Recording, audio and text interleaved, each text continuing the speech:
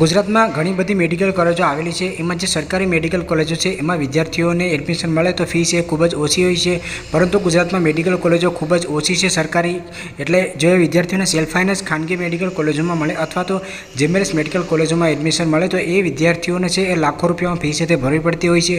જો તમને government કોટામાં self finance અથવા જેમએસ મેડિકલ કોલેજમાં એડમિશન મળે તો પણ તમારે લાખો રૂપિયામાં ફી ભરવાની છે, અને મેનેજમેન્ટ કોટામાં એડમિશન મળે તો પણ તમારે લાખો રૂપિયામાં ફી છે તે ભરવી પડતી હોય છે। હવે કઈ મેડિકલ કોલેજમાં વર્ષ 24-25માં તમારે કેટલી ફી ભરવી પડશે એના પર મેં ઓલરેડી વિડીયો અપલોડ કરેલો છે, તો એ વિડીયો પણ તમે જોઈ લેજો। આ વિડીયોમાં આપણે એ જોવાના છીએ કે તમારી કેટેગરી અનુસાર, તમારી લાયકાત અનુસાર અથવા તમારી કોલેજ પસંદગી અનુસાર તમને કેટલી સ્કોલરશિપ મળવાપાત્ર થશે એના આધારે વિદ્યાર્થી અને વાલીને એ ખ્યાલ આવશે કે વર્ષ દરમિયાન એને કેટલા રૂપિયાની સગવડ છે તે કરવાની રહેશે। આમાં આપણે સંપૂર્ણ જેટલી પણ ગુજરાતની સ્કોલરશિપ યોજના અને નેશનલ સ્કોલરશિપ યોજના છે એની સંપૂર્ણ માહિતી મેં લઈ લીધી છે, જેથી કરીને વિદ્યાર્થીઓને સ્કોલરશિપ રિલેટેડ તમામ માહિતી છે તે મળી શકે। ગુજરાતમાં જ્યારે પણ મેડિકલની એડમિશન પ્રોસેસ ચાલુ થતી હોય છે ત્યારે સંપૂર્ણ સ્ટેપ બાય સ્ટેપ વિડીયો ચેનલમાં આવતા હોય છે, અને આ ઉપરાંત પણ વર્ષ દરમિયાન તમામ સ્કોલરશિપ રિલેટેડ વિડીયો પણ ચેનલમાં આવતા હોય છે।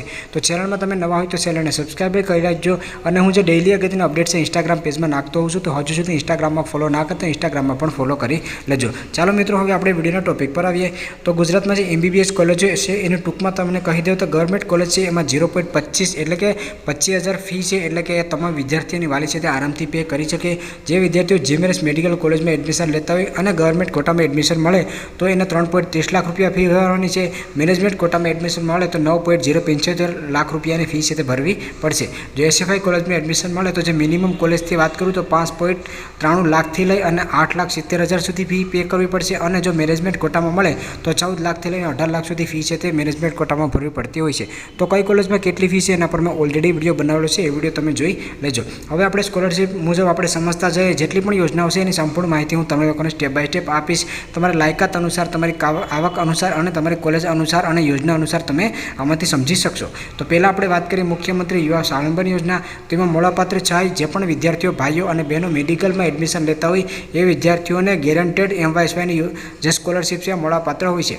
તો આમાં તમને 2 લાખ વધુમાં વધુ અથવા તમારી જે ટ્યુશન ફી હોય એના 50% તમને મળવાપાત્ર હોય છે, અને દર વર્ષે તમને ફૂડ બિલ તરીકે એટલે કે ભોજન સહાયના 12,000 રૂપિયા દર વર્ષે તમને મળવાપાત્ર હોય છે, અને પ્રથમ વર્ષે તમને સાધન સહાય લેખે 10,000 રૂપિયા પ્રથમ વર્ષે મળવાપાત્ર હોય છે। આની લાયકાતની વાત કરીએ તો એમબીબીએસમાં નીટ બેઝ એડમિશન લીધેલું હોવું જોઈએ, એટલે ટૂંકમાં કહું તો જે વિદ્યાર્થીઓ નવો પ્રવેશ લેતા હોય નીટ ઉપર એ તમામ વિદ્યાર્થીઓને મળવાપાત્ર હોય છે। આવક મર્યાદાની વાત કરીએ તો વાર્ષિક આવક મર્યાદા છે એ તમારી વધુમાં વધુ 6 લાખ અથવા તો એથી ઓછી હોવી જોઈએ, અને કેટેગરીની વાત કરીએ તો તમામ કેટેગરીના વિદ્યાર્થીઓને એમવાયસવાય સ્કોલરશિપ છે મળવાપાત્ર રહેશે।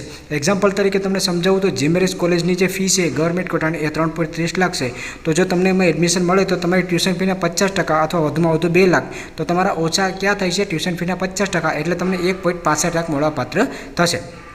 અને જો એસએફઆઈ કોલેજમાં તમને એડમિશન મળ્યું હોય અને ઉદાહરણ તરીકે એની ફી 9 લાખ હોય તો વધુમાં વધુ નિયમ મુજબ તમને 2 લાખ રૂપિયા સ્કોલરશિપ મળવાપાત્ર થશે, એટલે કે તમારે 7 લાખ રૂપિયા સાથે ભરવા પડશે। 2 લાખ અથવા તો ટ્યુશન ફીના 50%, બેમાંથી જે વધુ થતું હોય એ તમને મળવાપાત્ર થશે। આગળ વિડીયો તમે સમજો, એકસાથે તમે 2 પણ સ્કોલરશિપ લઈ શકો છો, એની માહિતી પણ હું તમને આગળ આપીશ। ત્યાર પછી નીચે આવે તો KKNY એટલે કે કન્યા કલ્યાણ નિધિ યોજના।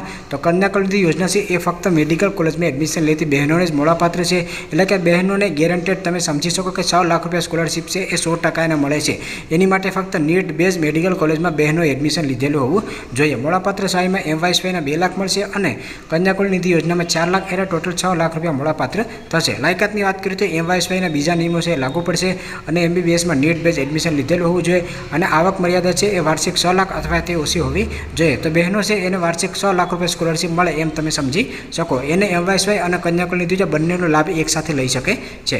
ત્યાર પછી આવે છે સીએમએમ સ્કોલરશિપ યોજના। તો સીએમએફમાં તમને વધુમાં વધુ મેડિકલ કોલેજમાં એડમિશન લે તો 5 લાખ અથવા તમારી ટ્યુશન ફીના 50% મળશે। તો લાયકાતની વાત કરીએ તો અહીંયા જે 7 કેટેગરી છે એમાંથી તમે કોઈ પણ એક કેટેગરીમાં આવતા હોવા જોઈએ। તો પહેલી કેટેગરી છે એ રાજ્યના 50%થી ઓછી મહિલા સાક્ષરતા દર ધરાવતા 50 તાલુકાઓની કન્યાઓ એટલે કે બહેનાઓ। તો કયા 50 તાલુકા આવેલા છે એના પર મેં ઓલરેડી વિડીયો બનાવેલો છે, જે તમને પ્લેલિસ્ટમાં મળી જશે। એટલે કે ગુજરાતના એવા 50 તાલુકાઓ છે કે એમાંથી જો કોઈ પણ બહેન આવતી હોય તો એને આ સીએમએમ સ્કોલરશિપ મળવાપાત્ર થશે। બીજી જે ગુજરાત રાજ્યના વતની હોય અને યુદ્ધ, આતંકવાદ, નક્સલવાદ જેવા કારણોસર ફરજો દરમિયાન માર્યા ગયા હોય અથવા તો કાયમી વિકલાંગ થયા હોય એવા ભારતીય સેનાના, કેન્દ્રના, રાજ્યના પોલીસ દળોના, અર્ધદક્ષિણી દળોના જે વાલી હોય એના સંતાનોને મળવાપાત્ર થશે। ત્રીજું શ્રમિક કાર્ડ ધરાવતા શ્રમિક વાલીના બાળકોને, તો શ્રમિક કાર્ડ ધરાવતા શ્રમિક વાલીના બાળકો છે એને સ્કોલરશિપ મળવાપાત્ર છે।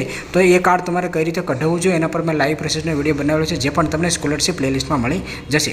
બીજું 40% કે તેથી વધુ દિવ્યાંગતા ધરાવતા વાલીના બાળકો કે જેના માતા પિતા એમાંથી કોઈપણને 40% કે વધુ દિવ્યાંગતા હોય તો એના બાળકોને મળવાપાત્ર થશે. બીજું વિધવા મહિલાના બાળકો કે જેના પિતા હયાત ન હોય, માતા વિધવા હોય એ બાળકોને મળવાપાત્ર થશે.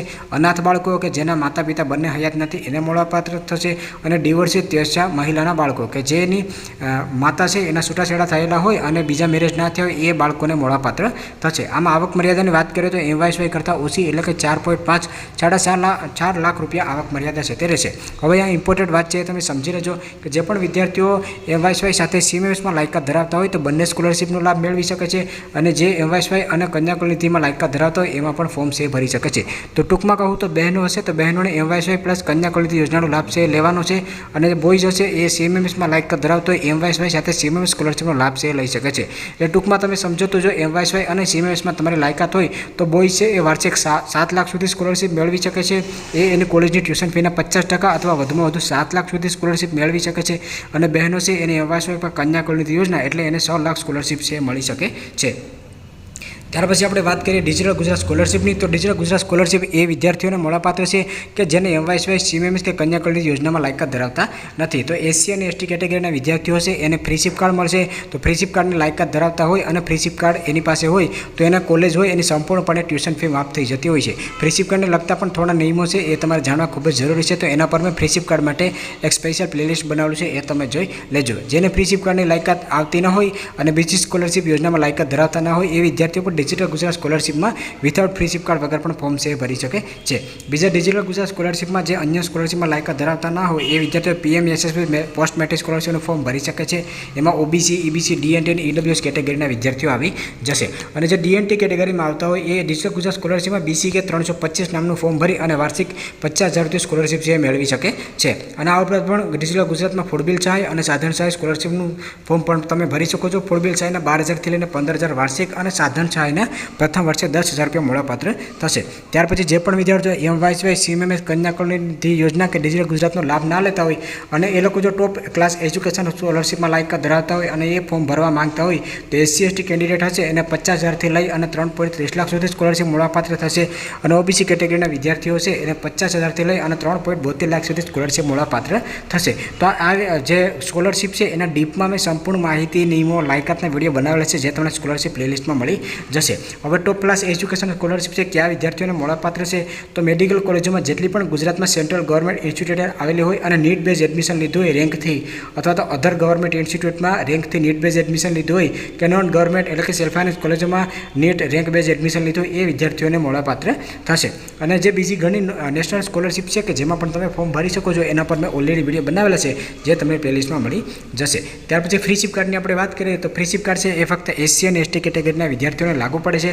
તો ખાનગી કોલેજમાં જેટલા પણ પ્રવેશ મેળવતા અનુસૂચિત જાતિ અને અનુસૂચિત જનજાતિના વિદ્યાર્થીઓ હશે એ ફ્રીશિપ કાર્ડની મદદથી પ્રવેશ મેળવે તો સંપૂર્ણપણે ટ્યુશન ફી છે માફ થઈ જતી હોય છે. હું અહીંયા ફક્ત ટ્યુશન ફીની વાત કરું છું. જે અધર જે તમારી ફી આવતી હોય એ તમારે પે કરવાની થતી હોય છે. જે દરેક કોલેજ હોય છે એમાં ટ્યુશન ફીનો ક્રાઇટેરિયા, અધર ફીનો ક્રાઇટેરિયા છે અલગ અલગ હોય છે. તો એના માટે તમે ફ્રીશિપ કાર્ડના વિડીયો જોઈ શકો છો અથવા તો તમે કોલેજનો સંપર્ક કરીને ત્યાંથી પણ માહિતી છે મેળવી શકો છો. એટલે લાસ્ટમાં એક વાત તમે ખાસ સમજો કે જે પણ તમને સ્કોલરશિપ મળવાપાત્ર સહાય છે એ વિદ્યાર્થીની કઈ કેટેગરી છે, એની લાયકાત શું છે, કઈ કોલેજમાં એડમિશન લીધેલું છે, કોલેજની ફી કેટલી છે, કોલેજનો ટાઈપ કઈ છે અને શિષ્યવૃત્તિના નિયમો શું છે એની ઉપર આધારિત હોય છે. અહીંયા મેં તમને બેઝિક રીતે માહિતી આપી છે જેથી કરીને તમને ખ્યાલ આવી શકે. જે કોઈપણ સ્કોલરશિપ હોય MYSY, CMMS, કન્યા કુલનિધિ, ડિજિટલ ગુજરાત, NSP એના વિશે તમારે સંપૂર્ણ માહિતી ડીપમાં જોઈતી હોય તો એના પર મેં ઓલરેડી વિડીયો બનાવેલા છે. એ વિડીયો તમે પ્લેલિસ્ટમાં મળી જશે. અને લાઈવ પ્રોસેસના વિડીયો પણ બનાવેલા છે કે તમારે ફોર્મ કઈ રીતે ભરવાનું રહેશે. આ ઉપરાંત બીજી કોઈ પણ અપડેટ વર્ષ દરમિયાન આવતી રહેશે એના પર હું સંપૂર્ણ વિડીયો અપલોડ કરતો હોઉં છું. તો ચેનલમાં નવા હોય તો ચેનલને સબસ્ક્રાઈબ કરી રાખજો. અને ડેઇલી અગત્યના અપડેટ માટે હજુ તો ઇન્સ્ટાગ્રામમાં ફોલો ના કરો તો ઇન્સ્ટાગ્રામમાં ફોલો કરી લેજો. વધારે માહિતી માટે તમે અમારી ઓફિસે રૂબરૂ મુલાકાત લેવા માંગતા હોય તો રૂબરૂ મુલાકાત પણ કરી શકો છો. તો આશા કરું કે તમને આ વિડીયો પસંદ આવ્યો હશે.